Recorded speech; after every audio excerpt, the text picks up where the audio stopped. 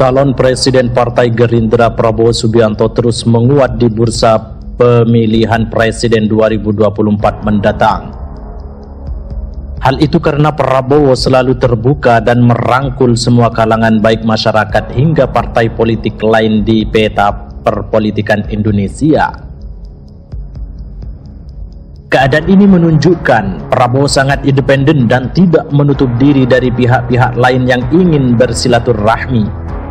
Hal ini kemudian diprediksi akan memberikan dampak positif terhadap elektoral Prabowo Subianto di bursa Capres pada tahun 2024. Elektoral Prabowo kian meningkat dari waktu ke waktu di berbagai hasil survei Indonesia.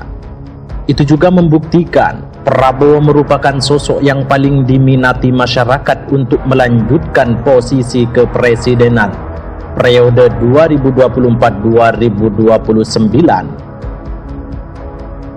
Tidak lama ini Prabowo mengunjungi Partai Solidaritas Indonesia sebagai pola dan tindakan dari komunikasi terbuka yang selalu dilakukan Prabowo.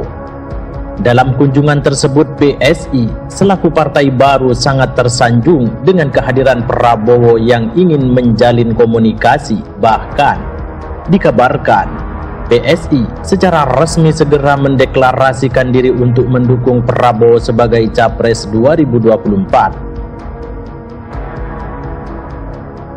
Sementara juga sejumlah DPD satu Partai Golkar menginginkan partai berlambang pohon beringin itu mendukung Menteri Pertahanan, Ketua Umum Partai Gerindra yaitu Prabowo Subianto sebagai bakal Capres di Pilpres 2024.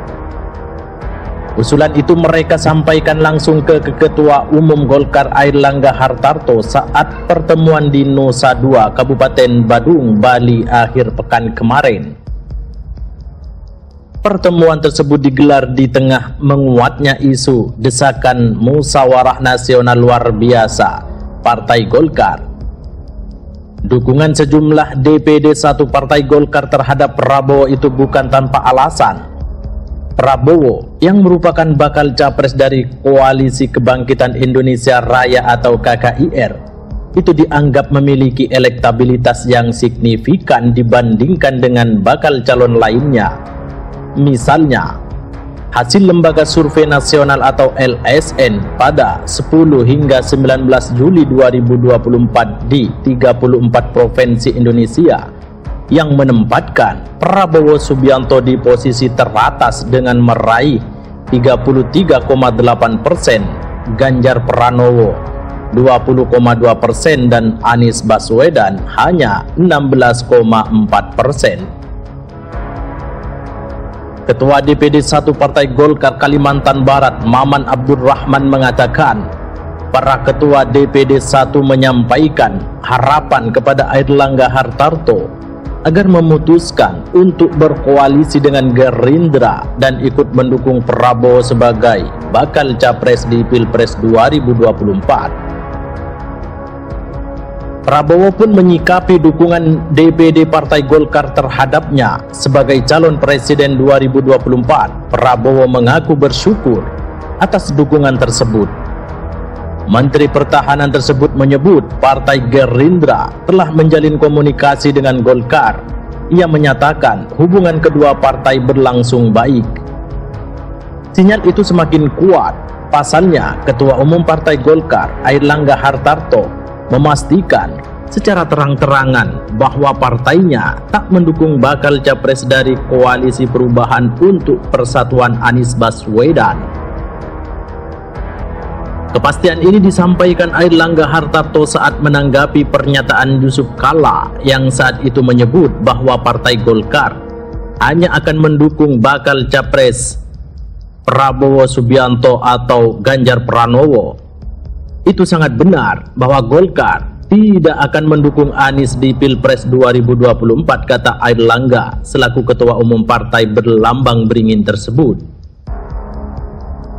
Anies Baswedan turut angkat suara soal sikap Ketua Umum Partai Golkar, yaitu Airlangga Hartarto yang menegaskan tak akan mendukung dirinya di Pilpres 2024. Ia tetap menganggap Airlangga tetap sahabat bagaimanapun situasinya.